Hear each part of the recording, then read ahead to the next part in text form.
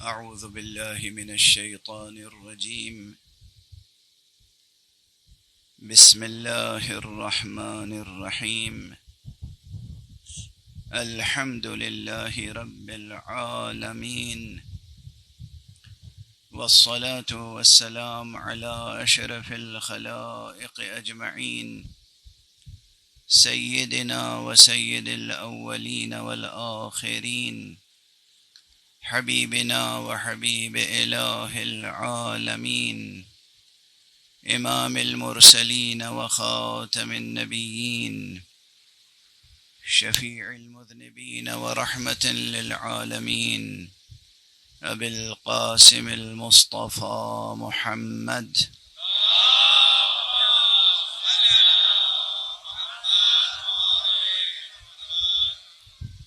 وعلى أهل بيته الطيبين الطاهرين الهداة المهديين المعصومين المظلومين، واللعنة الدائمة على أعداء الحق والدين.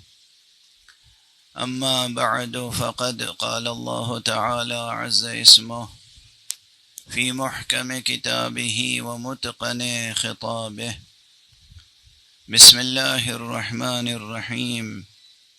إنما المؤمنون الذين آمنوا بالله ورسوله ثم لم يرتابوا وجاهدوا بأموالهم وأنفسهم في سبيل الله، أولئك هم الصادقون. صدق الله العلي العظيم.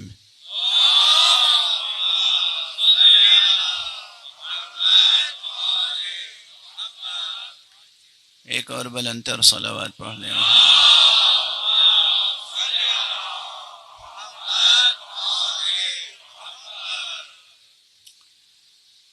مجلس عزائے حسینی ہے،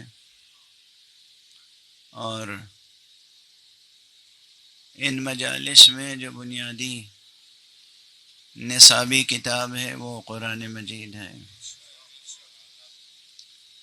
قرآن مجید کے سورہ مبارکہ حجرات کی ایک آیت میں گزشتہ 2 مجلسوں سے مسلسل تلاوت کر رہا ہوں.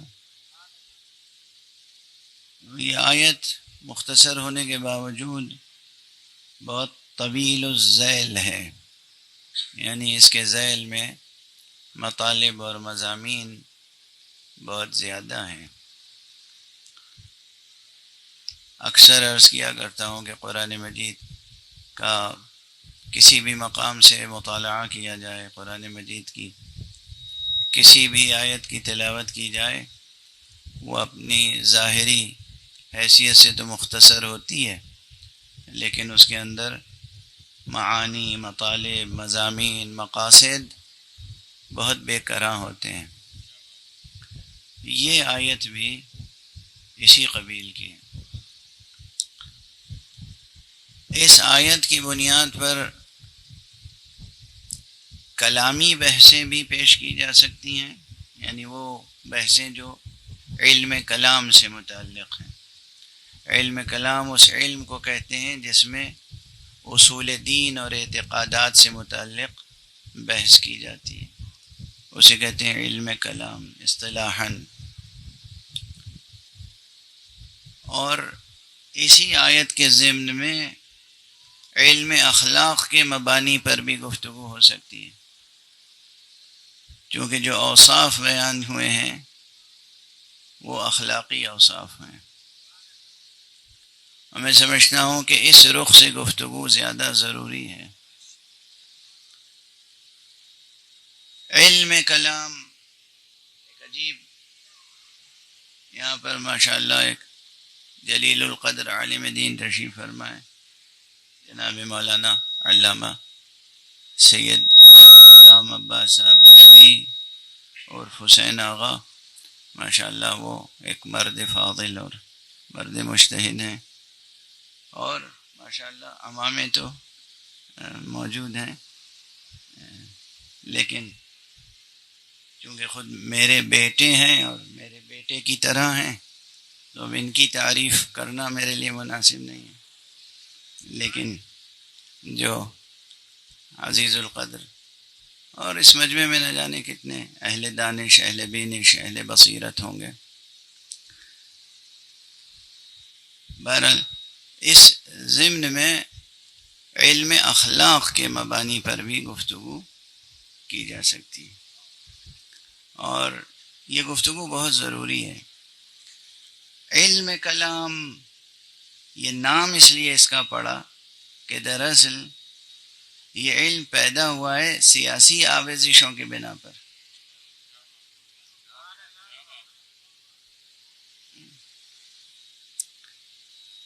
ورنہ اس کا نام تھا اصلاً الفقہ الاکبر. الفقہ الاکبر یعنی اصول دین کا علم. الفقہ الاصغر یعنی فروع دین کا علم. اور قرآنی ٹرمینالوجی میں الفقہ یعنی دین کی سمجھ بوجھ.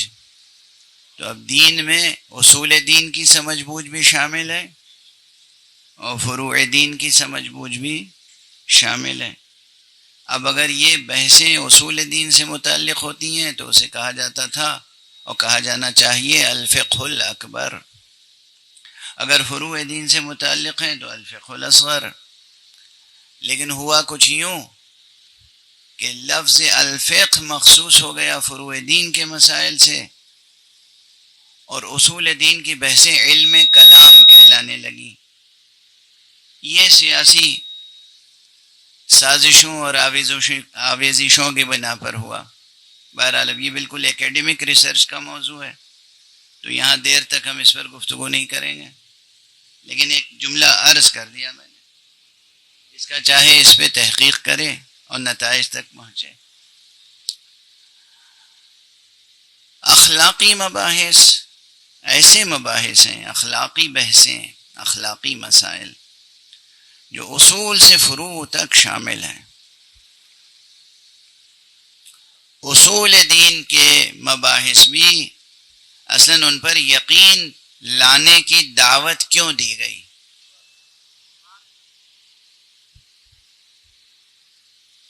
اللہ سبحانہ و تعالی کس لیے اصرار فرماتا ہے کہ مجھے اپنا معبود مانو اور میرے علاوہ کسی کو اپنا معبود نہ بناؤ؟ کیا اس سے حق سبحانہ و تعالی کا کوئی فائدہ وابستہ ہے؟ وہ تو غنی علی الاطلاق ہے، وہ بے نیاز مطلق ہے، اسے کسی شے کی کسی شے سے کوئی حاجت نہیں ہے. تو پھر یہ اصرار و تاکید کہ یہ جان لو، یہ سمجھ لو کہ میں ہی تمہارا خالق ہوں اور معبود ہوں اور میرے علاوہ کسی کی عبادت جائز نہیں ہے.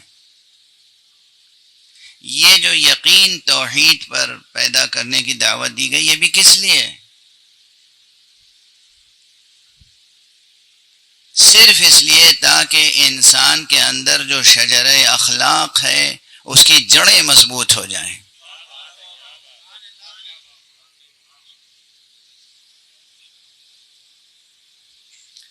یہ جو شجرہ اخلاق ہے اس کی جڑیں صرف اور صرف آب حیات یقین سے پروان چڑھتی ہیں. یقین. جب انسان کو ایک معبود برحق پر یقین حاصل ہوگا تو معبود تو بلند ہے ہی،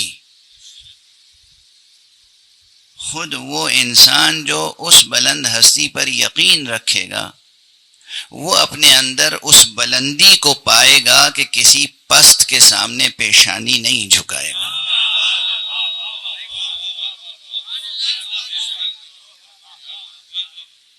اب اس کی بالکل محسوس مثال دے دوں میں. یہ نہ سمجھیے کہ میں سیاسیات پہ بات کر رہا ہوں. آپ ہیں ماشاءاللہ ایک اچھے خاصے انسان، ایک اچھے بزنس مین، ایک اچھے انسان، آپ کے پاس بھی 2-4 نوکر ہیں. اور فرض کیجئے کہ کسی ملک کا کوئی سربراہ ہے، اس کے پاس بھی 2-4 نوکر ہیں. نوکر آپ کے پاس بھی ہیں، نوکر سربراہ کے پاس بھی ہیں. وہ آپ کے نوکر سمجھتے ہیں کہ وہ آپ کے نوکر ہیں. سربراہ ملک کے نوکر سمجھتے ہیں کہ میں سربراہ ملک کا نوکر ہوں. تو وہ جو سربراہ ملک کے نوکر ہیں وہ آپ کے نوکروں کو کیا سمجھتے ہیں؟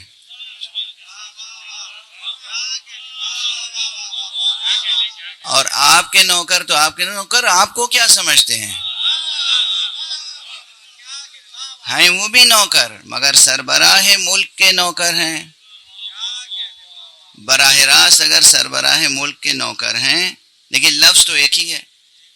بس کہ آپ نے اپنا کوئی سیکریٹری رکھا اور جو ملک کا سربراہ ہے اس نے اپنا کوئی سیکریٹری رکھا، تو ڈکشنری میں سیکریٹری کے میننگ تو ایک ہی ہیں. وہ میز پر لکھا ہوا تو سیکریٹری وہاں بھی ہے یہاں بھی ہے، مگر جو وہ سیکریٹری ہے وہ کس کا سیکریٹری ہے؟ وہ پھر آپ کے سیکریٹری کو کیا سمجھے گا اور آپ کو کیا سمجھے گا؟ واضح ہوئی بات؟ ٹھیک ہے نا؟ یہاں تک بات بالکل بچے بھی سمجھ گئے ہوں گے. تو اگر آپ میں سے ہر ایک کے دل میں یقین خدا ہو اور یہ رشتہ برقرار ہو کہ ہم تو اس کے بندے ہیں، اگر یہ یقین محکم اور مستحکم ہوگا اور زندہ یقین ہوگا کہ ہم اس کے بندے ہیں، تو ہم اس کے علاوہ کسی اور کو کب خاطر میں لائیں گے؟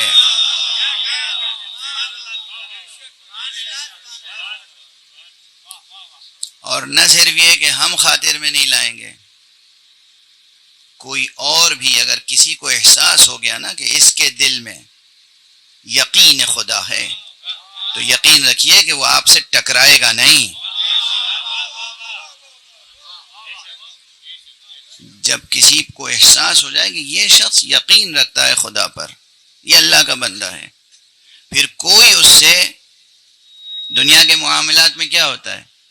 ماشاءاللہ رشوتیں تو لی دی جاتی ہیں خوب، مگر اگر واقعی کسی بندے کے بارے میں معلوم ہو کہ یہ 5 وقت کا نمازی ہے، اللہ والا ہے، تو اس سے کہتے ہوئے بھی آدمی ڈرتا ہے کہ میاں میرا کام کر دو، فائل آگے بڑھا دو، میں کچھ دوں گا. وہ ڈرتا ہے کہ اللہ کا بندہ ہے، یہ 5 وقت کا نمازی ہے، کہیں ایسا نہ ہو میری فائل ردی کی ٹوکری ہی میں نہ ڈال دے.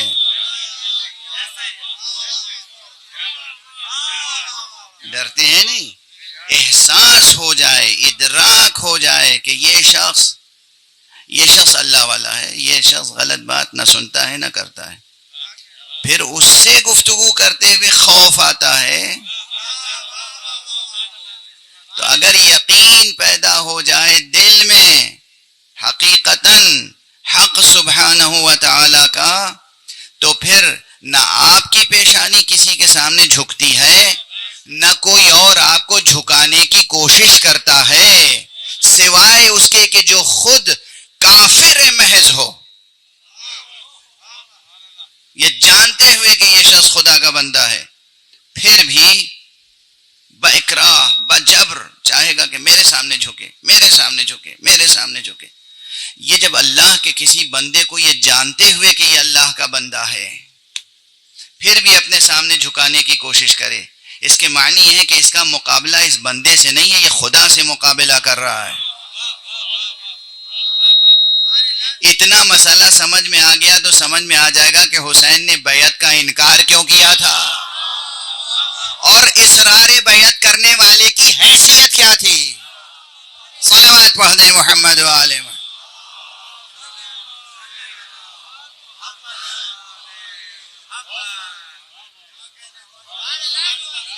ایک اور صلوات پڑھ دیں محمد و آل محمد.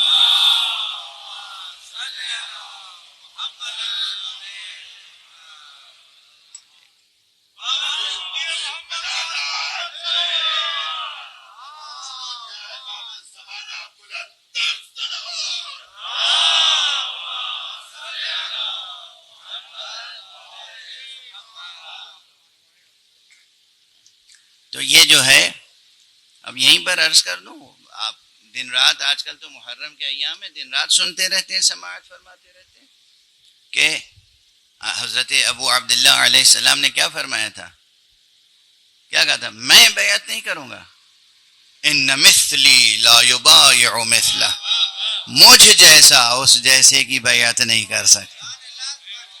ہر وہ فرد جو یقین خدا رکھتا ہے، جو اللہ کو اللہ مانتا ہے، معبود مانتا ہے، کلمہ لا الہ الا اللہ پر یقین رکھتا ہے، اور جو محمد رسول اللہ صلی اللہ علیہ وآلہ وسلم کی نبوت پر یقین رکھتا ہے، وہ ایسے شخص کی بیعت کیسے کر سکتا ہے جو کہتا ہو کہ بنی ہاشم نے تو کھیل کھیلا تھا، نہ کوئی فرشتہ نازل ہوا تھا، نہ کوئی وحی نازل ہوئی تھی؟ کیا اس کی بیعت جائز ہے؟ اس کی بیعت شرعی ہے؟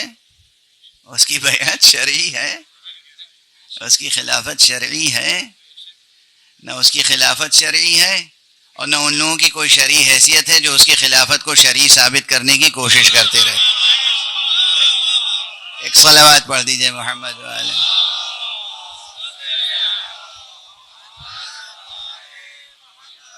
کوئی شرعی حیثیت نہیں ہے، کوئی شرعی حیثیت نہیں۔ بہرحال شریعت کا تعلق خدا سے ہے، اپنے گھر بیٹھے کچھ قانون بنا لیجئے، وہ شرعی نہیں ہوتا۔ جب تک دنیا میں ہے دل بہلاتے رہیے، جس دن آنکھ بند ہوئی معلوم ہو جائے گا ٹھکانہ کہاں ہے۔ سرکار رسالت مآب صلی اللہ علیہ وآلہ وسلم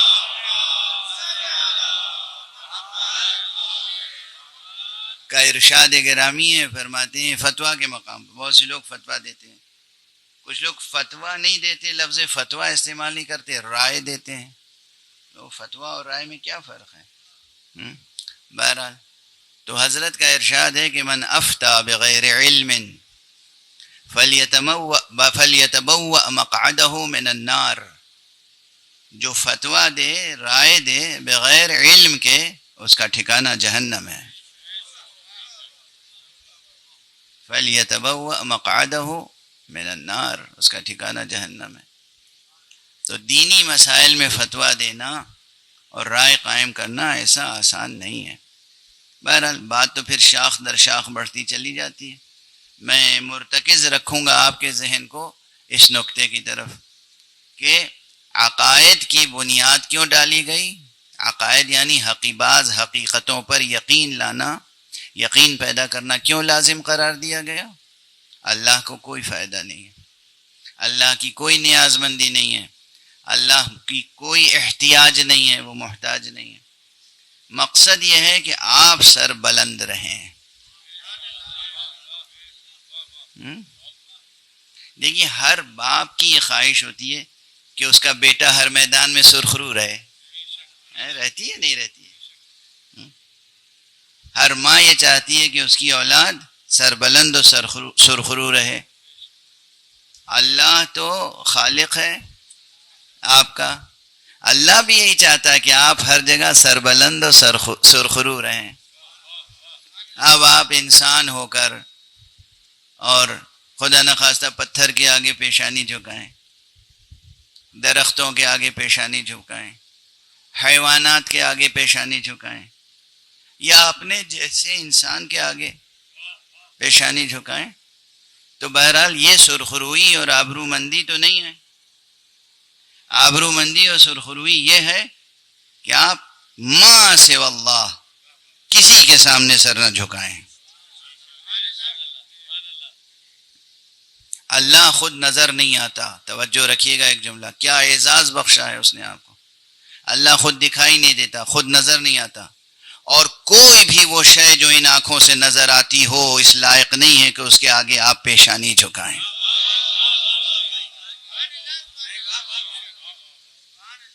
خدا کی قسم ذرا ان مطالب کو ذہن نشین تو کریں۔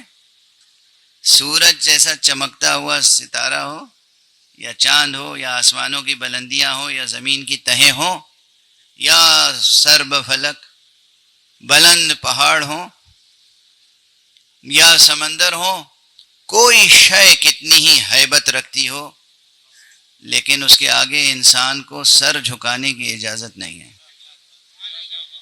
کوئی بھی شے جو ان آنکھوں سے نظر آتی ہو اس لائق نہیں ہے کہ انسان سر جھکائے. تو پھر خدا خود نظر نہیں آتا اور اس کے علاوہ کوئی شے ایسی نہیں ہے جس کے آگے سر جھکائیں آپ. تو بتائیے اپنا یقین پیدا کر کے اور اپنی عبادت کی دعوت دے کے اس نے آپ کو سر بلند ہی کیا ہے نا.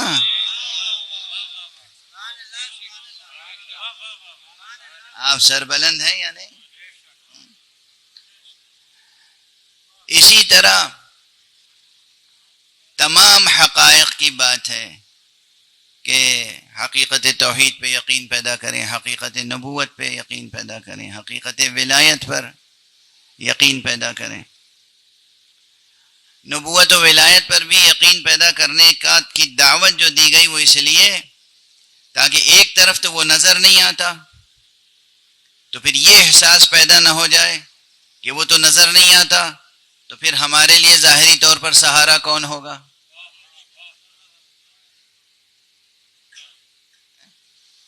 اس لیے اس نے کہا کہ ہم نظر تو نہیں آتے مگر ہم نے بھیجے ہیں تمہاری ہدایت و پرورش کے لیے. لیکن دیکھو انہی پر یقین لانا جو ہماری طرف سے جائیں. گھبرا کے اپنے اندر سے کسی کو، اپنے درمیان میں سے کسی کو نہ بنا لینا، ورنہ اس کا کوئی فائدہ نہیں ہوگا. جیسے تم ہو ویسے ہی وہ ہے، فرق نہیں ہے. جیسے تم ہو ویسے ہی وہ ہوگا جسے تم بناؤ گے، مگر میں جسے بناؤں گا اس کو تھوڑا بہت ویسا بناؤں گا جیسا میں ہوں.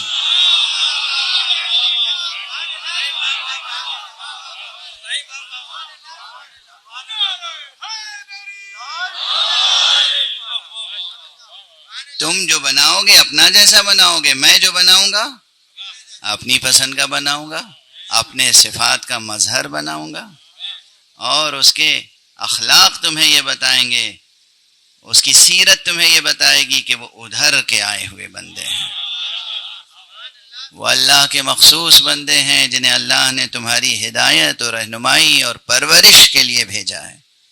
رب وہ ہے مگر شان ربوبیت ان سے ظاہر ہوتی ہے. رب وہ ہے مگر شان ربوبیت ان سے ظاہر ہوتی ہے. ہادی وہ ہے مگر ہدایت ان کے واسطے سے ملتی ہے. اس لیے یہ یقین لازمی ہے کہ اللہ بھی ہے، نبی بھی ہیں، اور نبی کے بعد ائمہ علیہم الصلاۃ والسلام کا سلسلہ بھی ہے، اولیاء اللہ کا وجود بھی ہے. ان کے وجود کا انکار نہیں کیا جا سکتا. اور یہ ان تمام حقائق پر اور روز آخرت پر، ان تمام حقائق پر، اللہ کے وجود اور اس کی یکتائی پر، اللہ کی صفت عدل پر اور اللہ کی دیگر جملہ صفات پر. صرف عدل نہیں، عدل ہے، علم ہے، حکمت ہے، رحم ہے، کرم ہے، جتنی بھی اللہ کی صفتیں ہیں. پھر نبوت پر، پھر امامت پر، پھر روز آخرت پر. ان تمام حقیقتوں پر یقین لانے کا غرض کا مقصد ایک ہے، وہ یہ کہ آپ کے چھوٹے سے، بظاہر چھوٹے سے وجود میں جو ایک بڑا وجود پنہا ہے وہ اپنے اوج کمال تک پہنچے، وہ پروان چڑھے. قد تو یہی رہے گا آپ کا جو ہے، لیکن اس چھوٹے سے قد میں ایک بہت بڑا عالم چھپا ہوا ہے. یہ جو عالم چھپا ہوا ہے، آپ اپنے اس اوج کمال تک پہنچیں، اس کے لیے ان حقیقتوں پر یقین ضروری ہے. اور یہی سفر جو ہے سفر اخلاق کہلاتا ہے. یہ جو سفر ہے کہ آپ کے اندر جو پوشیدہ ایک انسان ہے، وہ انسان اپنے مراتب کمال تک پہنچے، یہی سفر اخلاقی ہے، یہی سیر و سلوک ہے، یہی عرفان عملی ہے، اور کچھ نہیں ہے عرفان عملی. بعض حضرات یہ سمجھتے ہیں کہ عرفان عملی حاصل ہوتا ہے دنیا سے کٹ جائیے، اپنے فرائض بھولا دیجئے، نہ قد یمین سے کمانا ہے اور نہ بیوی بچوں کے لیے کچھ سوچنا ہے، بس مسجد کے ایک گوشے میں بیٹھے ہیں اور دن رات اللہ ہو اللہ ہو اللہ ہو کر رہے ہیں. یہ سیر و سلوک نہیں ہے، یہ سیر و سلوک نہیں ہے. دوسروں کے دیے ہوئے پر زندگی بسر کرنا سیر و سلوک نہیں ہے. خود اپنے قد یمین سے کما کر دوسروں کو کھلانا سیر و سلوک ہے. یہ سیر و سلوک نہیں ہے، ہرگز ہرگز. اس سے روح ترقی نہیں کرتی، نفس ترقی نہیں کرتا. سیر و سلوک یہ ہے کہ عملی زندگی میں زندگی کی تلخیوں کو، زندگی کی سنگینیوں کو، زندگی کے نشیب و فراز کو طے کریں اپنے سر و سینے سے، اور اس یقین کے ساتھ جو یقین آپ کو حاصل ہے، اور اس کے بعد اسی یقین کی روشنی میں، اسی کے احکام کی روشنی میں آپ سفر طے کریں. یہ ہے سیر و سلوک، یہ ہے اخلاقی سفر کہ جب آپ کا شجر سایہ دار وجود بارور ہو جائے، یعنی اس میں بار آ جائے، اس میں پھل آ جائے. اب اس ضمن میں مختلف باتیں مختلف مجلسوں میں عرض کرتا رہا ہوں. ایک جملے میں صرف یاد دہانی کرا کے آگے بڑھ جاؤں گا کہ کئی مجلسوں میں اور آج صبح کی مجلس میں بھی جو کراچی میں گزارش کی تھی، یہ بات میں نے عرض کی تھی کہ تمام فضیلتوں کی جو ماں ہے فضیلت میں وہ محبت ہے. یہ سبق بھولیے گا نہیں، محبت ہے. لیکن محبت کے بعد اور کون سی چیزیں ہیں، اور محبت کے ساتھ ساتھ اور کون سی چیزیں ہیں؟ چونکہ کسی کو جنم دینے کے لیے اللہ کے علاوہ، اللہ کا تو وجود ہے، وجود خالص، غیر اللہ جو کچھ بھی ہے اس میں دو عناصر کا ہونا ضروری ہے. ایک عنصر ماں کے طور پہ کام کرتا ہے، ایک عنصر باپ کے طور پر. تب شجر پروان چڑھتا ہے. سورہ یاسین پڑھی ہے نا؟ سورہ یاسین میں ہے کہ ہر شے کو اللہ سبحانہ و تعالی نے، یہ دوئی ہر جگہ موجود ہے. زوج پیدا کیا ہے، ازواج پیدا کیا ہے. ازواج یعنی دو مل کر ایک زوج، ایک جوڑا بنتے ہیں. جوڑا بنایا ہے ہر چیز کو. تو محبت تو میں کئی مجلسوں سے کہہ رہا ہوں کہ ام الفضائل، ام المناقب، ام الصفات محبت ہے. ابو الفضائل کیا ہے؟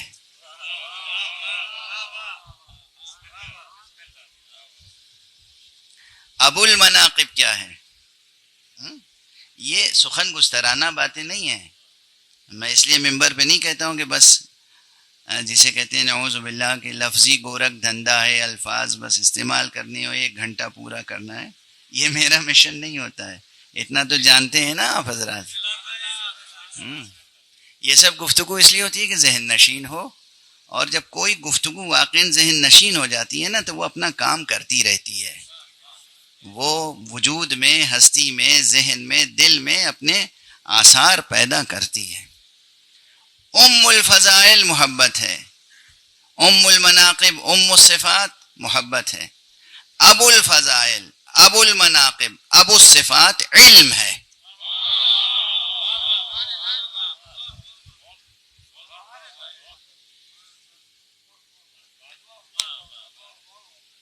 جب تک رحم محبت میں صلب علم سے قطرے آب وجود نہیں پہنچتا، شجر اخلاق بار نہیں ہوتا.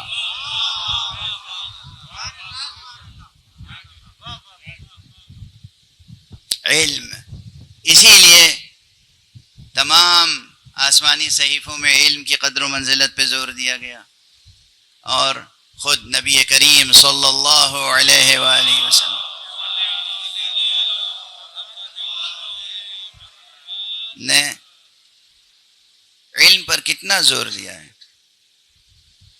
مشہور مشہور حدیث ہے، اب ہر ایک دہراتا ہے، لیکن بہرحال میں بھی گزارش کر رہا ہوں، بچے بھی یاد رکھیں گے، بڑے بھی یاد رکھیں گے، اور کچھ بھی ہو جائے، خاص طور سے بچوں سے اور جوانوں سے، کچھ بھی ہو جائے، طلب علم کا عوض کوئی شے نہیں ہے۔ آپ کو کوئی لا کے یہ کرۂ ارض کے برابر سونا چاندی دے دے اور کہ علم حاصل کرنا چھوڑ دو، تو اس کو ٹھوکر مار دینا، مگر علم حاصل کرنا نہ چھوڑنا۔ سب سمجھ میں آئی علم کی قدر و قیمت؟ یہ قول میرا نہیں ہے، یہ میں نقل کر رہا ہوں، یہ قول اس کا ہے کہ جو ابو الاقدار کی نسبت سے بھی پدرانہ حیثیت رکھتا ہے۔ یہ قول امیر المؤمنین امام المتقین علی ابن ابی طالب علیہ السلام۔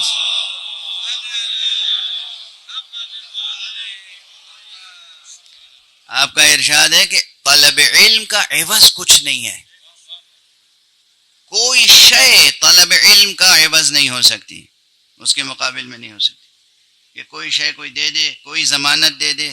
ارے بھئی تمہیں کیا کرو گے پڑھ لکھ کے؟ کھانے ہی کمانا تو ہے۔ پڑھنے لکھنے کے لیے وہی منع کرتے ہیں جن کی نظر بس کھانے کمانے پہ ہوتی ہے، لیکن اللہ کی، رسول کی، امام کی نظر صرف کھانے کمانے تک محدود نہیں ہے، آسمانوں پر چھا جانا ہے، تمہیں بلند ہونا ہے، بلند ہونا ہے، تمہیں زمین تک محدود نہیں رہنا ہے، آسمانوں تک جانا ہے، آسمانوں تک نہیں عرش تک جانا ہے، تمہیں ایسا وجود پیدا کرنا ہے کہ تمہارے نقش قدم کے لیے عرش منتظر ہو۔ یہ شاعرانہ و خطیبانہ مبالغہ نہیں ہے، انسان کی بڑی قدر و قیمت ہے، اور اس انسان کے اندر بڑے امکانات پوشیدہ ہیں۔ ان امکانات کو پروان چڑھانے کے لیے سائنس کافی نہیں ہے۔ خوب سائنس پڑھیے، لیکن یہ یاد رکھیے کہ سائنس یہ بتاتی ہے کہ چاند کس ڈائریکشن میں چل رہا ہے، سورج کس ڈائریکشن میں چل رہا ہے، چاند اور سورج اور ستاروں کی رفتار کیا ہے، کائنات کس رفتار سے آگے بڑھ رہی ہے اور پھیل رہی ہے۔ سائنس کے آگے وہ ہے جو سورج کی رفتار پلٹ دیتا ہے، چاند کو دو ٹکڑے کر دیتا ہے، اور چشم زدن پلک جھپکتے بھر میں وہ اس کائنات کو اور اس کے علاوہ نہ جانے کتنی کائناتوں کو طے کر کے منزل مقصود تک جاتا ہے اور پلٹ آتا ہے۔ ایک صلوات پڑھ دیجئے محمد وآلہ۔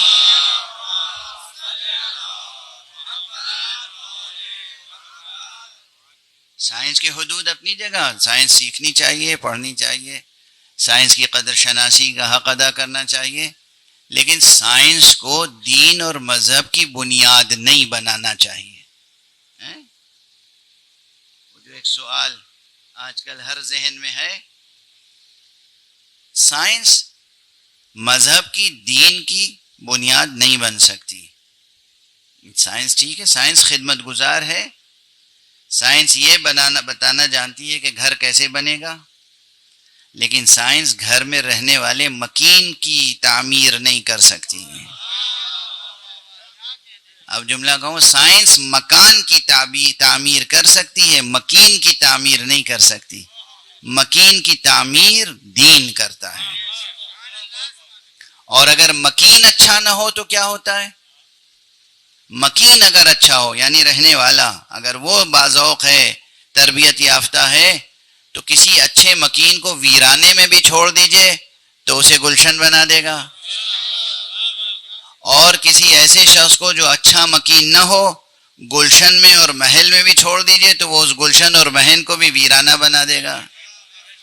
یہ مکین کی تعمیر اور تربیت یہ دین اور مذہب کا کام ہے، اور وہ اصول دین کو اس پر یقین پیدا کرنا اس لیے لازم ہے کہ اخلاق کی جڑیں مضبوط ہوں، فروع دین پہ عمل کرنا اس لیے ضروری ہے کہ اخلاق کا تنا مضبوط ہو، اور یہ دونوں جب مضبوط ہوں گے تو پھر یقیناً شاخوں پر آنے والی کلیاں کھلیں گی، پھول کھلیں گے، اور بہار آئے گا، ثمر آئے گا، اور آپ کے شجرے وجود کی ہر شاخ پھلوں سے لدی ہوئی ہوگی، پھر لوگ آپ کو دیکھ کے سمجھیں گے کہ جب یہ ایسے ہیں تو ان کے مولا کیسے ہوں گے۔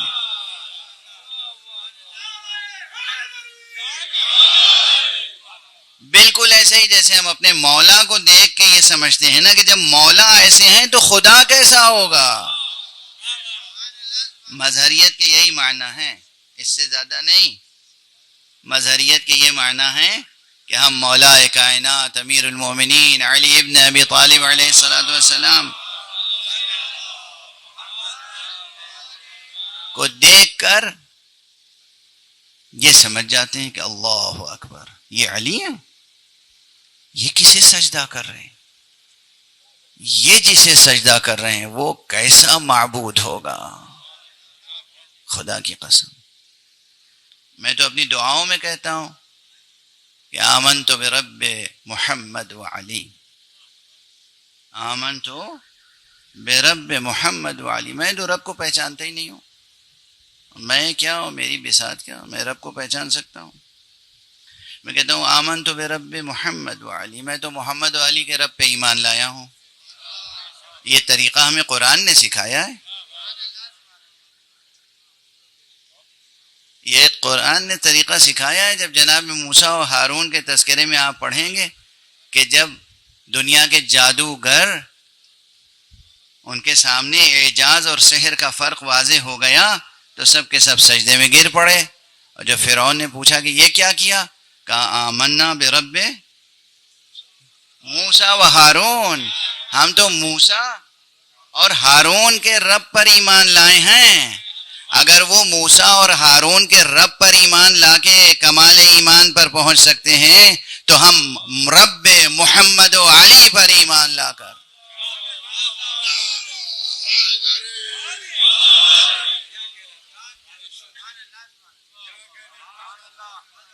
میں اپنی تنہائیوں، مجمع کو سنانے کے لیے نہیں، تنہائیوں میں، رات کی تنہائیوں میں کہتا ہوں پروردگار میں تجھے نہیں پہچانتا، میں تو محمد و علی کا پروردگار سمجھ کے تجھے سجدہ کرتا ہوں اور انہی کا واسطہ دے کے تجھ سے طلب کرتا ہوں۔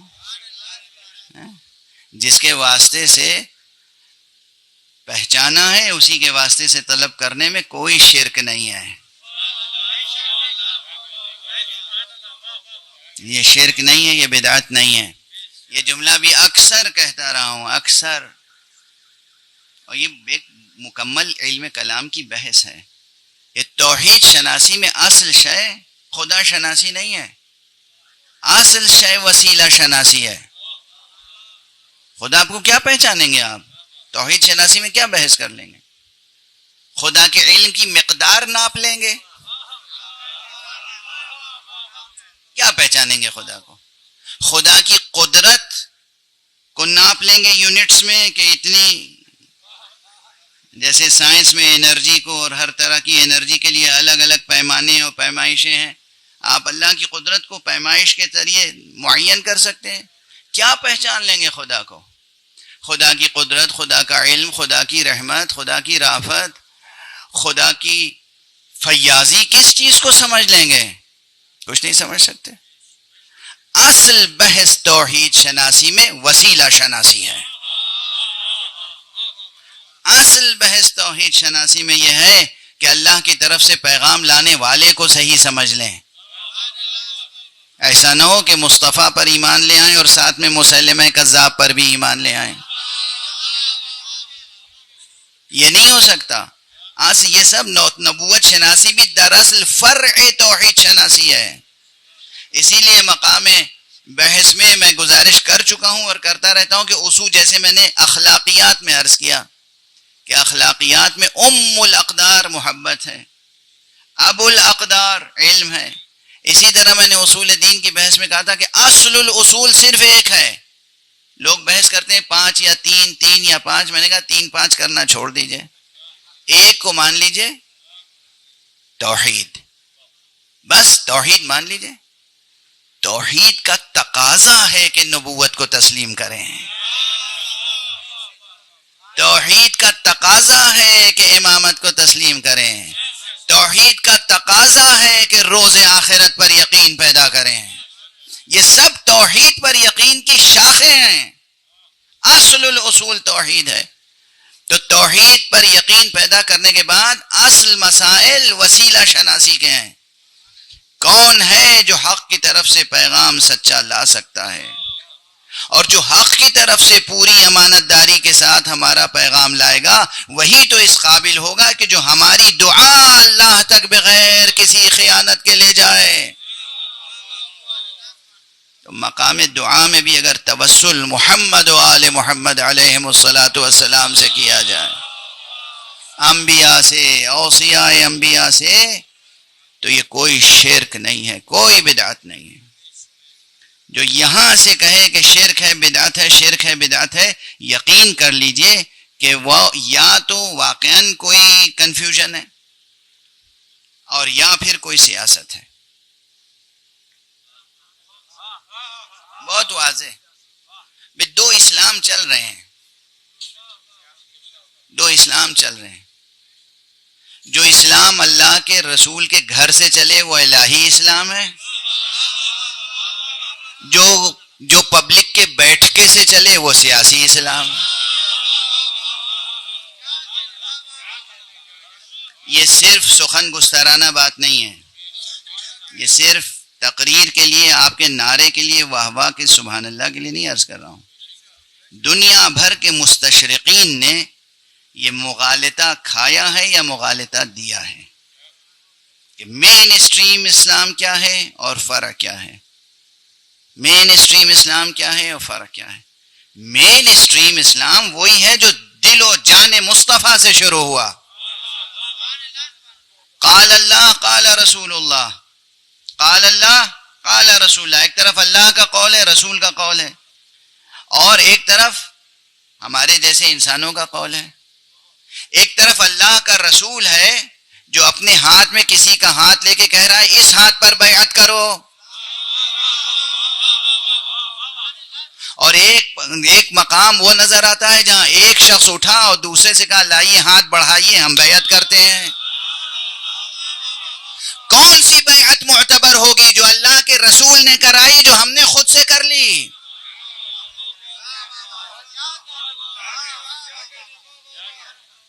جو اللہ کے رسول نے بیعت کرائی وہ بیعت ہوگی الہی، وہاں تقدس ہوگا، وہ ہے مین اسٹریم اسلام. دھوکہ نہ کھائیں، نہ دھوکہ دینے کی کوشش کریں، وہ ہے مین اسٹریم اسلام. تو جو بہت سے تاریخ نگاروں نے، سو کالڈ ہسٹورینز، انہوں نے تاریخیں لکھی، کتابیں لکھی، تفسیریں لکھی، انہیں سمجھنا ہوگا کہ کیا لکھا اور جواب دینا ہوگا حضور حق کے کیا لکھا. جواب دینا ہوگا اللہ سبحانہ و تعالیٰ کے حضور میں کہ کیا لکھا اور کس کی خوشنودی کے لیے لکھا. جو خانہ مصطفیٰ صلی اللہ علیہ وآلہ وسلم سے چلے بات،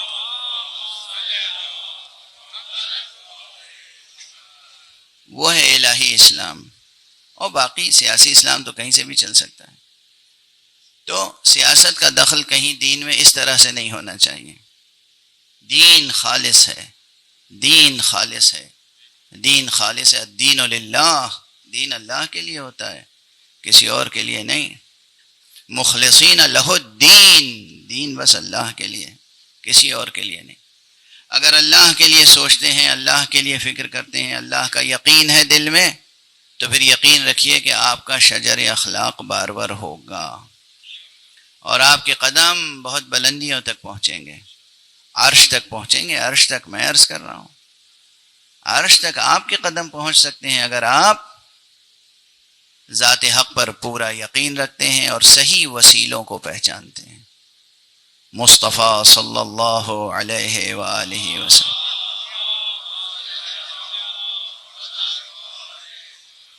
ذات گرامی خاتم النبیین کی معرفت انسانوں کو حاصل نہیں ہے، لیکن بہرحال جس حد تک بھی حاصل ہے، چونکہ یہ تو ہے لطف رب سے کہ وہ نظر آتے تھے دونوں آنکھوں سے. اب میں کیا عرض کروں، خود بھی کچھ صحت میری بہت شاندار نہیں ہے اور وقت بھی تیزی سے گزرتا جاتا ہے، اور بغیر کسی معقول تمہید کے کوئی جملہ کہنا بھی اچھا نہیں معلوم ہوتا.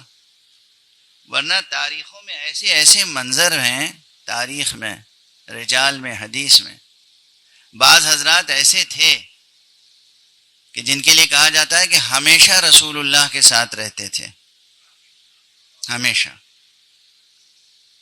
اور ایک انتہائی صحیح کتاب کی یہ روایت ہے کہ ایک مجمع میں وہ تنہا پہنچے، ان سے پوچھا گیا کہ تم رسول کے شمائل بیان کرو، چونکہ جو پوچھنے والا تھا اس نے حضور کو کبھی نہیں دیکھا تھا.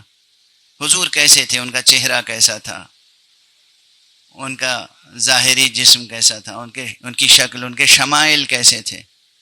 تو وہ جو شب و روز ساتھ رہتے تھے اور رہنے کے دعوے دار تھے اور واقعاً بظاہر رہتے تھے، ان سے شمائل بیان نہ ہو سکے. ان کا مجھ سے نہیں پوچھنا ہو تو علی ابن ابی طالب سے پوچھو.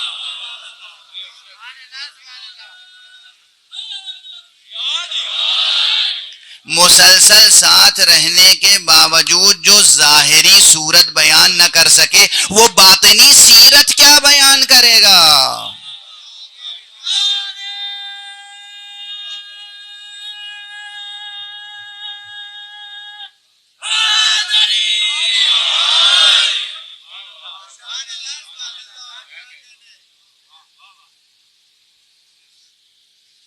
یعنی میں روزانہ آپ کے سامنے آتا ہوں ممبر پر، اور بہت سے لوگوں کے سامنے یوٹیوب پر. اگر میری داڑھی، میرا چہرہ، میرا عمامہ کیسا ہے یہ کوئی ڈسکرائب نہ کر سکے تو وہ یہ کیا بتائے گا کہ میں کتنا پڑھا لکھا ہوں، میرے علم کی کیا کیفیت ہے، میرے اندر اور صفتیں کیا ہیں، میں کتنا تحمل رکھتا ہوں، بردبار ہوں، یا کہ مغلوب الغضب ہوں، مجھے جلدی غصہ آ جاتا ہے یا بہت دیر تک میں برداشت کرتا ہوں، معاملے میں کیسا ہوں، کھرا ہوں یا نہیں ہوں. کیا بیان کرے گا؟ جو صورت دیکھ کے صورت بیان نہ کر سکے،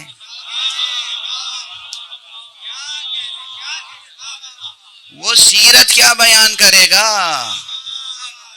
ایک صلوات پڑھ دیجئے محمد والے.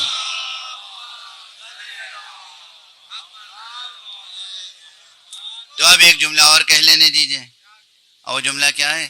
توحید شناسی میں اصل چیز ہے وسیلہ شناسی، اور دین شناسی میں اصل چیز ہے ماخذ دین کو پہچاننا. کہاں سے دین لیں، کس سے دین لیں. یہ سب بحثیں منتہی ہوتی ہیں اسی ایک نقطے پر کہ ہمیں اپنی ذات کو آتش جہنم سے بچانا ہے، ہلاکت سے بچانا ہے، نابودی سے بچانا ہے، اور ہمیں عروج و ارتقاء کا سفر طے کرنا ہے. بات بے اختیار چلی جا رہی ہے، بے ارادہ آگے بڑھتی چلی جا رہی ہے، میں بھی پڑھتا چلا جا رہا ہوں. ایک صلوات پڑھ دیجئے محمد والے.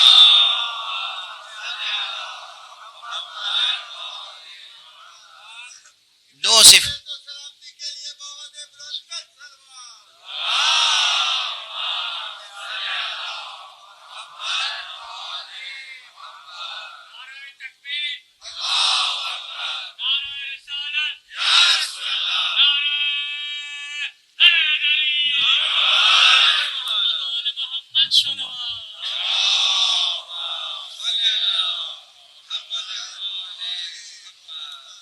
دیکھیے، یہ چھوٹی چھوٹی باتیں نہیں ہیں، بڑی آسانی سے میں بڑی بڑی باتیں کہتا چلا جا رہا ہوں. بنیادی کلیدی مطالب آپ کے حوالے کر رہا ہوں. توحید شناسی میں اصل بحث ہے وسیلہ شناسی، دین شناسی میں اصل بحث ہے مآخذ دین، سورسز آف ریلیجن، اس کی بحث ہے. اور یہ تمام بحثیں کس لیے ہیں؟ نہ اللہ محتاج ہے، نہ نبی محتاج ہے، نہ امام محتاج ہے، کوئی محتاج ہمارا نہیں ہے، ہم سب کے محتاج ہیں، تاکہ ہمارا وجود سر بلند رہے، سر فراز رہے، آبرو مند رہے، سرخرو رہے. اب جو اگلا مرحلہ ہے، میں نے دو اس ضمن میں صفات کی طرف بھی زور دیا کہ ہم میں سے ہر دل میں محبت ہونے چاہیے اور ہر ذہن میں نور علم ہونا چاہیے. اب ایک صفت اور ہے جس پر بہت زور دیا جاتا ہے، بس اسی کے بعد انشاءاللہ ربط کلام ایسا ہوگا کہ معال مجلس حاصل ہو جائے. لیکن اس کو عرض کرنے سے پہلے بھی ایک دقیق تمہید ضروری ہے. اس سے پہلے بھی اشارہ کر چکا ہوں مجلسوں میں، جتنی صفتیں وجودی ہوتی ہیں نا، یعنی جو صفتیں پائی جاتی ہیں، وجودی کا مطلب پائی جانے والی، یعنی جو صفتیں پائی جاتی ہیں ہماری ہستی میں، متن وجود میں، جسم میں نہیں، بدن میں نہیں. شجاعت کہاں پائی جاتی ہے؟ بدن میں. کتنے لوگ ہم نے دیکھے ہیں بڑے دراز قد،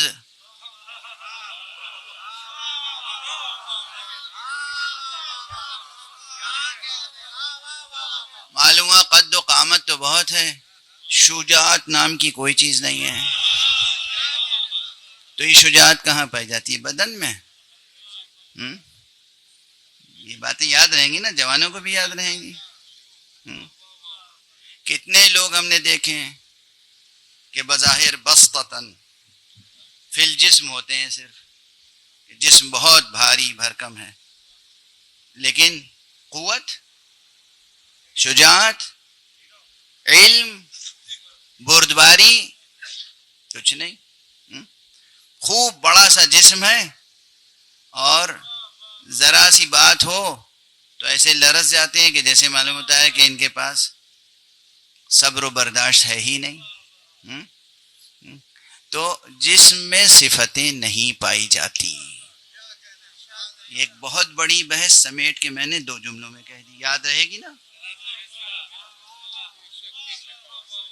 صفتیں، اخلاقی صفتیں جسم میں، بدن میں نہیں پائی جاتی. بدن میں ہڈی ہے، گوشت ہے، خون ہے، کھال ہے، یہ سب ہے بدن میں. صفتیں کہاں پائی جاتی ہیں؟ صفتیں آپ کے نفس میں اور آپ کی روح میں پائی جاتی ہیں. صفتیں جسم کو ناپا جا سکتا ہے، تولا جا سکتا ہے، ٹکڑے ٹکڑے کیا جا سکتا ہے اور ٹکڑے ٹکڑے کر کے جوڑا جا سکتا ہے. یہ سب صفتیں کس کی ہیں؟ جسم کی. روح کو نہ ناپا جا سکتا ہے، نہ تولا جا سکتا ہے، نہ ٹکڑے ٹکڑے کیا جا سکتا ہے، نہ جوڑا جا سکتا ہے. میڈیکل سائنس کی پیوند کاری بدن کے کام آتی ہے، روح کے کام نہیں آتی.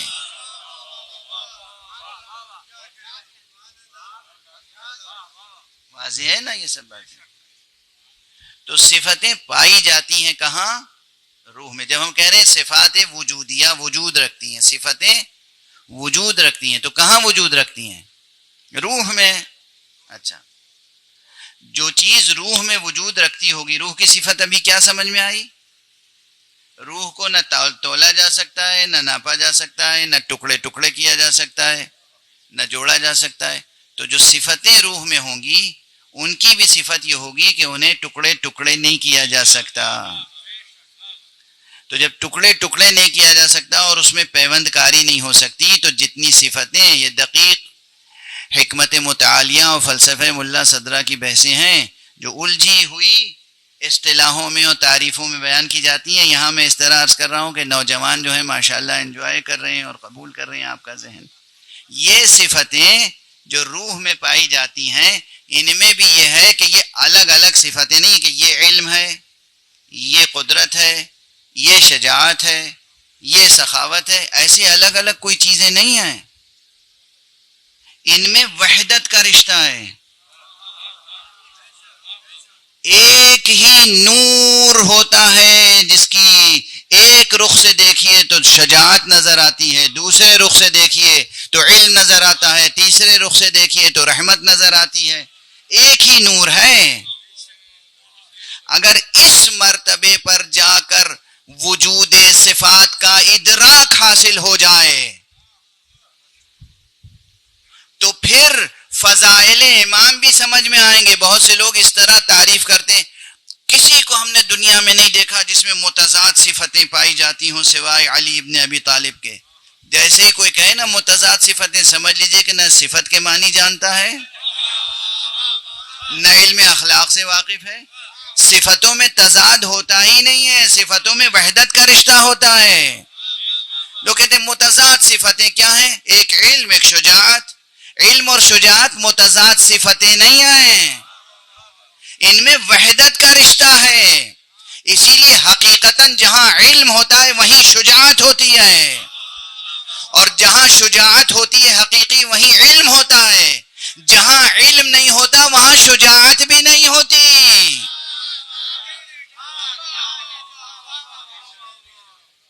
اب یہ کوئی مناظرانہ بات نہیں ہے، یہ شاعرانہ بات نہیں ہے، یہ میں فلسفہ وجودی، فلسفہ نفس، فلسفہ روح، فلسفہ اقدار کی روشنی میں، حکمت متعالیہ کی روشنی میں عرض کر رہا ہوں. واضح رہے یہ شاعرانہ مضمون نہیں ہے. اور اس لیے عرض کر رہا ہوں کہ اسی لیے جو پوری کائنات میں سب سے بڑا عالم تھا، خدا نے اسی کو سب سے بڑا شجاع بھی بنایا.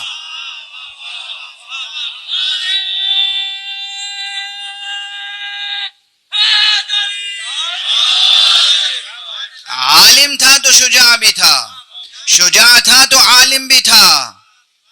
اور اس کے مقابلے میں جو دنیا جسے کہتی ہے کہ عالم نہیں تھا، دنیا کو ماننا پڑتا ہے کہ شجاع بھی نہیں تھا. بس اب اس سے زیادہ کہنے کی ضرورت تو نہیں ہے نا. ایک صلوات پڑھ دیجئے محمد والے.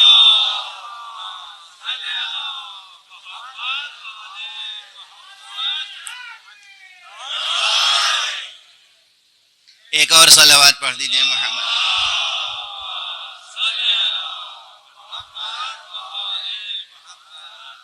یہ سب علمی بحثیں ہیں عزیزان گرامی، بچوں جوانوں، یہ علمی بحثیں ہیں.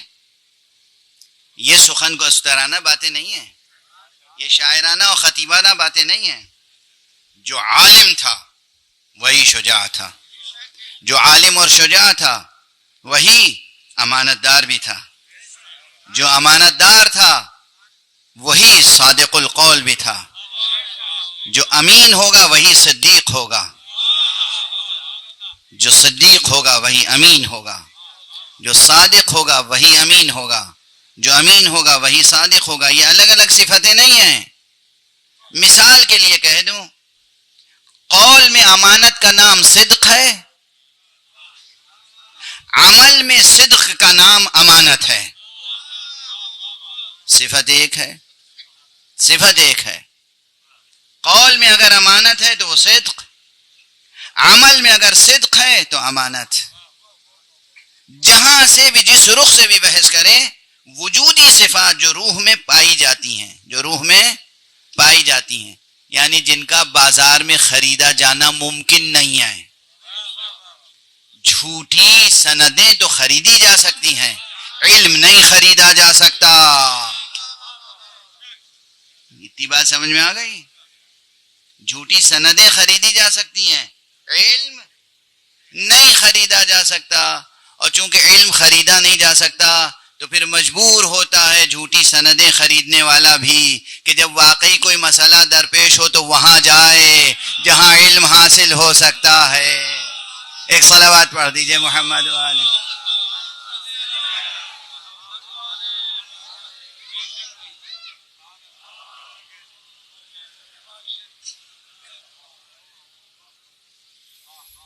اب ہمارے اور اپنے لیے، اپنے بچوں کے لیے ایک جملہ کہہ دیں. یہ جملہ ویسے تو مشہور ہو جانا چاہیے اب تک، چونکہ 2 3 4 5 سال سے کہہ رہا ہوں کہ دیکھیے، علم حاصل کیجئے. اور علم حاصل ہوتا ہے، خریدا نہیں جاتا، لیکن حاصل ہو سکتا ہے. اللہ سبحانہ و تعالیٰ نے جو وسائل بنائے ہیں، جو طریقے بتائے ہیں، وہ وسیلے، وہ طریقے اختیار کیے جائیں تو علم حاصل ہو جاتا ہے. اور ہمیشہ علم حاصل کرنا چاہیے. حضرت نے فرمایا ہے کہ اطلب العلم من المہد الی اللحد، ماں کی آغوش سے لے کے قبر کی آغوش تک علم حاصل کرتے رہو. اس لیے ہم میں سے کوئی بھی یہ نہ سمجھے کہ فارغ التحصیل ہو گیا. جس نقطے کو آپ سمجھیں گے فارغ التحصیل ہو گئے، وہ نقطہ مرگ ہوتا ہے، وہ لمحہ مرگ ہوتا ہے. یعنی آپ نے اپنی روحانی موت اختیار کر لی. ہمیشہ علم حاصل کرتے رہنا چاہیے. اور علم کے حاصل کرنے سے اور محبت کی آغوش میں علم کو پروان چڑھانے سے یہ ہوتا ہے کہ ہمارا اور آپ کا شجر وجودی بار بار ہوتا ہے. پھر اس میں وہ تمام صفتیں پیدا ہوتی ہیں جو باقی صفتیں، صدق، وفا، صدق اور وفا میں بھی رشتہ ہے. تمام اقدار میں ایک خاص قدر ہے جسے کہتے ہیں وفا. یہ وفا کیا ہے؟ علم عرفان میں تو توحید کے تقاضوں کو پورا کرنے کا نام وفا ہے. علم عرفان میں وفا کی بھی یعنی جتنی قدریں ہیں نا، ویلیوز، ان کے یہ الفاظ تو مشترک ہیں لیکن ان کی ڈیفینیشنز بھی الگ الگ ہیں. علم اخلاق میں الگ ہے، علم عرفان میں الگ ہے. علم اخلاق میں الگ ہے، علم عرفان میں الگ ہے. تو وفا کی تعریف جو علم اخلاق میں ہے وہ الگ ہے، لیکن جو علم عرفان میں ہے وہ یہ ہے کہ توحید حق صمدی کے تقاضوں کو پورا کرنا وفا ہے.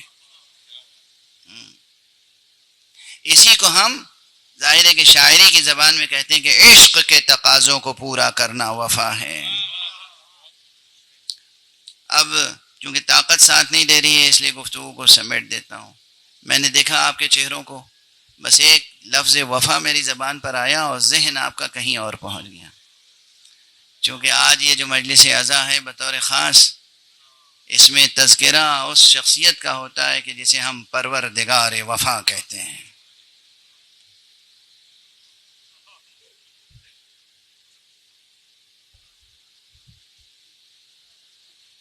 اللہ کے شیر کا شیر، علی ابن ابی طالب کا وہ بیٹا جس کا نام عباس ہے.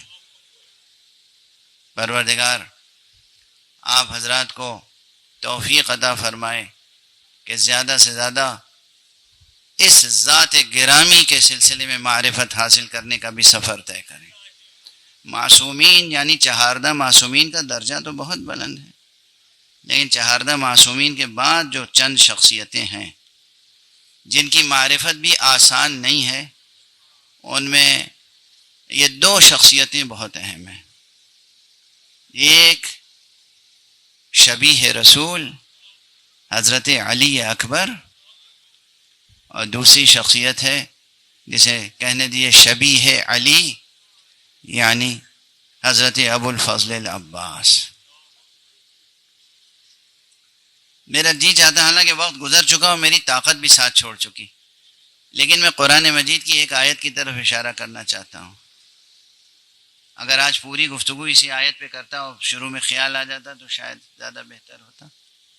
سورہ مبارکہ بقرہ کی غالباً 249ویں آیت ہے، 249 غالباً، اگر میرا حافظہ غلطی نہیں کر رہا ہے، جہاں طالوت کا تذکرہ ہے. فلما فصل طالوت بالجنود قال ان اللہ مبتلیکم بنہر. جب طالوت لشکر لے کے روانہ ہوئے تو انہوں نے اپنے لشکریوں سے کہا اللہ تمہارا امتحان لے گا ایک نہر کے ذریعے سے. یہ قرآن میں آخر یہ مثالیں پیش کیوں کی جاتی ہیں؟ فمن شرب منہ فلیس منی، تو جو اس نہر سے پانی پی لے گا اس کا مجھ سے کوئی تعلق نہیں ہوگا، وہ ہم میں سے نہیں ہوگا. ومن لم یطعمہ فہو منی، اور جو اس کا ذائقہ بھی نہ چکھے وہ ہوگا مجھ سے، اس کا تعلق ہوگا ہم سے. الا من اغترف غرفۃ بیدہ، سوائے اس کے کہ جو اس دریا سے ایک چلو اٹھا لے. یہ الفاظ قرآن کے ہیں، تاریخ کے نہیں. یہ الفاظ قرآن کے ہیں، تاریخ. قرآن مجید ایسے مناظر پیش کیوں کرتا ہے؟ غور کیا؟ قرآن ایسے منظر کیوں پیش کرتا ہے؟ ماضی کے منظر، اور خصوصیت کے ساتھ ان اللہ مبتلیکم بنہر، اللہ تمہارا امتحان لے گا ایک نہر کے ذریعے سے. اور پھر فمن شرب منہ فلیس منی، جو اس نہر سے پی لے اس کا ہم سے تعلق نہیں ہوگا. گویا ارباب حق کے ساتھ رہنے کے لیے آتش لازمی ہے، پیاس لازمی ہے، نصاب عشق کا حصہ ہے پیاس. ومن لم یطعمہ،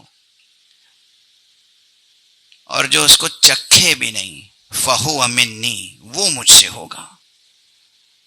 جو چکھے بھی نہیں، لذت بھی نہ اس کی محسوس کرے، اس کا تعلق ہم سے ہوگا. الا من اغترف غرفۃ بیدہ. میں تو خدا کی قسم جب بھی قرآن پڑھتا ہوں اور اس آیت پہ پڑھتا ہوں تو بے اختیار آنکھیں اشک بار ہو جاتی ہیں، چونکہ یہ منظر ہمیں تو کہیں نہیں ملا سوائے کربلا کے۔ اللہ نے آزمائش کی ہے اصحاب حسین کی ایک نہر کے ذریعے سے، اور جس نے اس نہر سے پانی نہیں پیا وہی حسینی کہلایا۔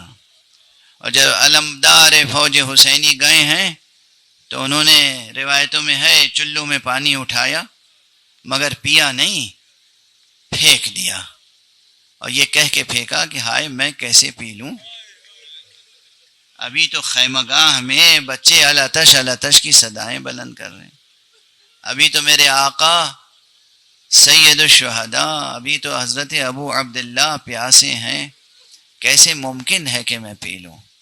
حضرت عباس علیہ السلام کے فضائل اپنی جگہ بے قرار ہیں، آپ کے مصائب اپنی جگہ بے قرار ہیں، مگر آپ منتظر ہیں، شبیہ تابوت بھی ہے، شبیہ علم بھی ہے۔ اس لیے بس 2-3 فقرے عرض کروں گا تاکہ بیان کا سلسلہ ماتم سے جڑ جائے۔ آقا ابو الفضل العباس کے تمام مصائب میں ایک مصیبت بہت اہم ہے۔ جناب ام البنین نے جب یہ خبر سنی کہ آقا حسین شہید ہو گئے تو خبر سنانے والے سے کہا تو کیا کہہ رہا ہے، حسین کیسے قتل ہو سکتے ہیں، مگر میرا بیٹا عباس نہیں تھا ساتھ میں۔ کہنے والے نے کہا عباس حسین سے پہلے قتل کر دیے گئے تھے۔ کہ یہ ممکن کیسے عباس قتل ہو جائے؟ کہا عباس یوں قتل ہوئے کہ وہ شمشیر زنی کر رہے تھے، تلوار چلا رہے تھے، مگر ان کا ایک شانہ پہلے ایک شقی نے قلم کر دیا، اس کے بعد دوسرا شانہ قلم کیا۔ جیسے ہی بی بی نے دونوں شانوں کے قلم ہونے کا تذکرہ کیا بس اب آگے کچھ نہیں پوچھا، کہا ہائے میرے لال، گھوڑے سے زمین پر آتے ہوئے ہر بہادر پہلے ہاتھ زمین پر ٹیک لیتا ہے، میرے لال تو کیسے زمین پر آیا ہوگا؟ اجرکم علی اللہ، اجرکم علی اللہ، اجرکم علی اللہ۔ خدا آپ کو کسی غم میں نہ رلائے سوائے غم اہل بیت کے۔ اللہ نے یہ آنکھیں دی ہیں تو ان آنکھوں کو ہمیشہ غم اہل بیت کے آنسوؤں سے تر رکھے، اور سوائے غم اہل بیت کے کسی اور غم میں نہ رلائے۔ چند فقرے اور مصائب کے عرض کر لینے دیجئے، چند فقرے عرض کر رہا ہوں۔ آقا عباس کے مصائب بے کرا ہیں، بے پناہ ہیں۔ جب آقا عباس چلے ہیں خیمہ گاہ سے، سب سے پہلے آقا حسین کے پاس تشریف لائے تو کیا کہا؟ آقا سب تو شہید ہو گئے، اب مجھے بھی اذن جہاد عطا کر دیجئے۔ تو آقا نے فرمایا، آپ سماعت فرماتے رہتے ہیں کہ بھیا عباس تم تو میرے لشکر کے سپہ سالار ہو، تم تو علمدار لشکر ہو۔ ایک حسرت کے ساتھ حضرت عباس نے داہنے دیکھا، بائیں دیکھا، اور نظریں جھکا کے آقا سے کہا آقا وہ لشکر کہاں رہ گیا جس کا میں علم بر؟ اجرکم علی اللہ۔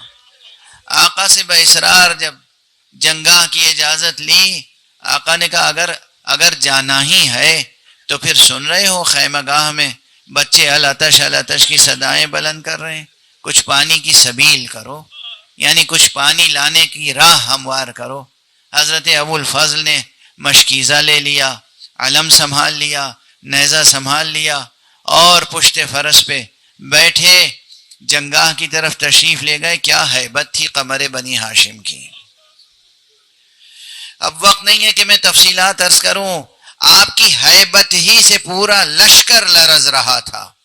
معمولی سی جد و جہد کے بعد دریا پہ قبضہ کیا، اور آقا کی وفاداری کی شان تو اپنی جگہ، آپ اکثر سنتے رہتے ہوں گے آقا کا وفادار راہوار بھی ایسا وفادار تھا کہ آپ نے بار بار گھوڑے کو اشارہ کیا کہ وہ پانی پی لے، مگر گھوڑے نے بھی پانی نہ پیا۔ آقا نے ایک چلو ہاتھ میں اٹھایا اور دریا کے منہ پہ پھینک دیا، مشکیزہ بھرا، مشکیزہ لے کے واپس چلے۔ اور ابھی میں عرض کر چکا ہوں ایک شقی نے داہنا ہاتھ قلم کیا، ایک شقی نے بایاں ہاتھ قلم کیا۔ جب دونوں ہاتھ قلم ہو گئے آپ نے مشکیزے کو دانتوں سے تھاما، لیکن اشقیاء نے جب مشکیزے کو بھی تیر کا نشانہ بنا لیا تو آقا ابو الفضل نے گھوڑے کا رخ پھر خیمے کی طرف سے موڑ دیا. چونکہ یہ واقعہ بعض ارباب مقاتل نے، بعض تذکرہ نگاروں نے تفصیل سے لکھا ہے کہ جب آقا حسین چلے ہیں اور اس شہید کی عظمت کو سلام، جس شہید کے شہادت پہ آقا حسین یہ کہیں بھیا عباس تمہاری شہادت سے میری کمر ٹوٹ گئی، اب راہ چاروں تدبیر مسدود ہو گئی. جناب ابو الفضل کی شہادت پر یہ فقرے سرکار سید الشہداء نے فرمائے ہیں. اور سرکار سید الشہداء جب خود فرس پر